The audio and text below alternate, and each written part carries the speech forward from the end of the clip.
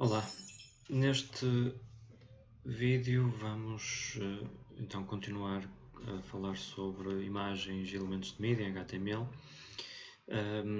e vamos ver então como é que vamos ver em mais detalhe como é que podemos acrescentar, como é que podemos adicionar imagens nos nossos documentos HTML. Nós já vimos alguns exemplos básicos sobre o elemento IMG. Aqui vamos falar um bocadinho em mais detalhe sobre esse elemento. Portanto, nós já vimos que temos o elemento IMG. IMG é simplesmente uma abreviatura de Image, como já devem ter percebido. E vimos também que o atributo mais importante desse elemento é o atributo src, de Source, fonte da imagem, e que o valor que nós colocamos nesse atributo corresponde a um URL, essencialmente a um endereço na web. Já vimos a propósito de alguns exercícios, que este URL, este endereço da web, pode na verdade ser um endereço relativo e, portanto, muitas vezes, quando estamos a adicionar imagens no nosso site, imagens que são nossas e que estão também na estrutura do nosso projeto, nós só temos que colocar aqui o nome do ficheiro que tem a imagem ou a localização relativa ao nosso projeto, indicando o nome da pasta que tem o ficheiro e depois barra nome do ficheiro. Alguns aspectos que podem ter passado despercebidos, alguns já foram abordados em algumas aulas PL a propósito dos exercícios, outros podem não ter sido abordados. Um aspecto é o facto deste elemento IMG ter, na verdade, mais três atributos que são importantes, para além do source. Dois desses atributos são os atributos largura, width e altura, height. Estes atributos devem ter um valor numérico, um valor inteiro, que corresponde à largura e à altura da imagem.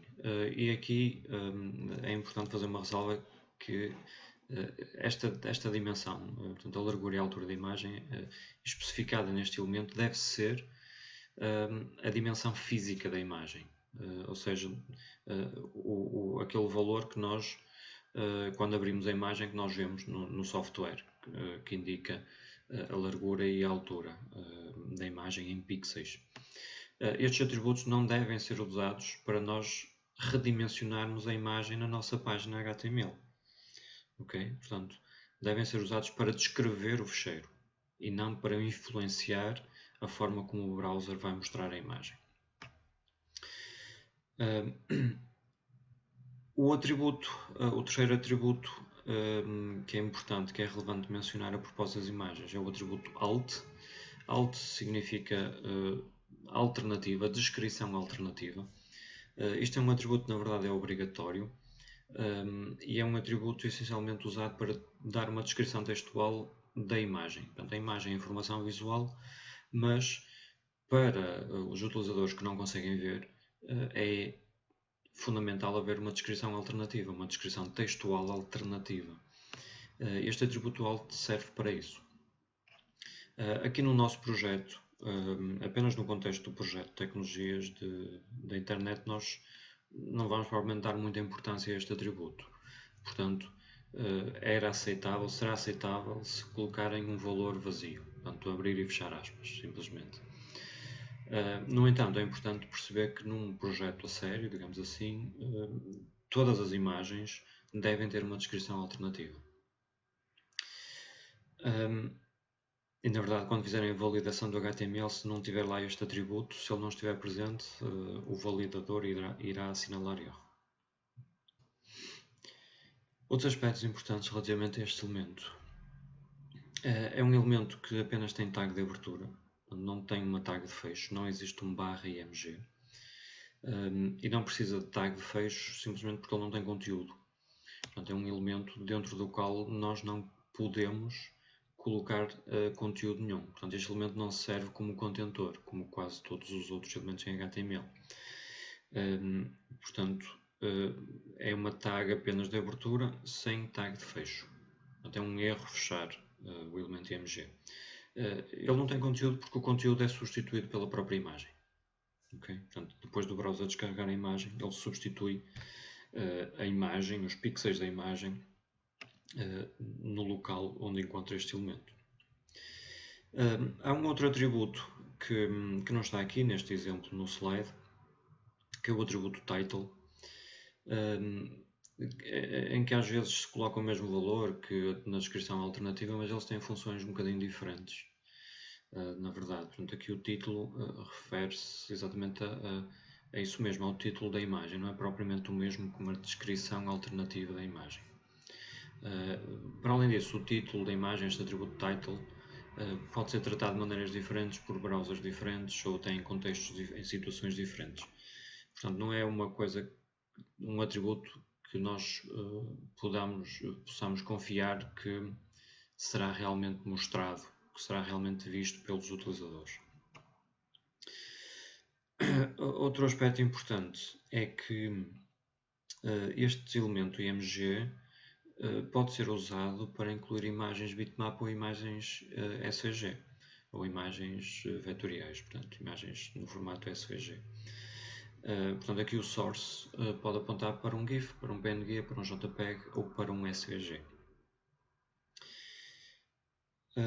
Aqui temos um exemplo que podem depois visualizar aqui em baixo, com estes atributos, alguns destes atributos preenchidos, mas essencialmente corresponde àquilo que eu acabei de descrever. Portanto, só referir novamente alguns aspectos muito, muito importantes. Portanto, não usar os atributos width e height para redimensionar as imagens, isso é um erro. Claro que se fizermos isto para redimensionar apenas ligeiramente, pronto, isso pode ser, digamos assim, aceitável. Não é? Se nós tivermos uma imagem original com uma dimensão de, sei lá, de 540 pixels por 500 pixels, e queremos no nosso fecheiro de documento HTML a imagem devia ter 520 por 490. Portanto, aqui estamos a falar de uma resolução pequena. E portanto pode, e se calhar noutro sítio do nosso site a mesma imagem aparece com o tamanho 520 por 500. Portanto, se calhar não faria sentido para uma diferença tão pequena criar duas versões da imagem com tamanhos diferentes. Portanto, aí era uma situação em que se calhar era aceitável nós passarmos nestes atributos, width e height, uma dimensão ligeiramente diferente da dimensão física. Mas no geral, portanto, a regra é usar os atributos para descrever fisicamente a imagem, para dizer qual é a largura e a altura em pixels que a imagem tem naturalmente. Portanto, a regra será, quando nós temos que usar a mesma imagem com dimensões diferentes no mesmo site, a regra é criar de facto versões diferentes da imagem com dimensões diferentes. E isso é feito num software como o Photoshop ou como o GIMP.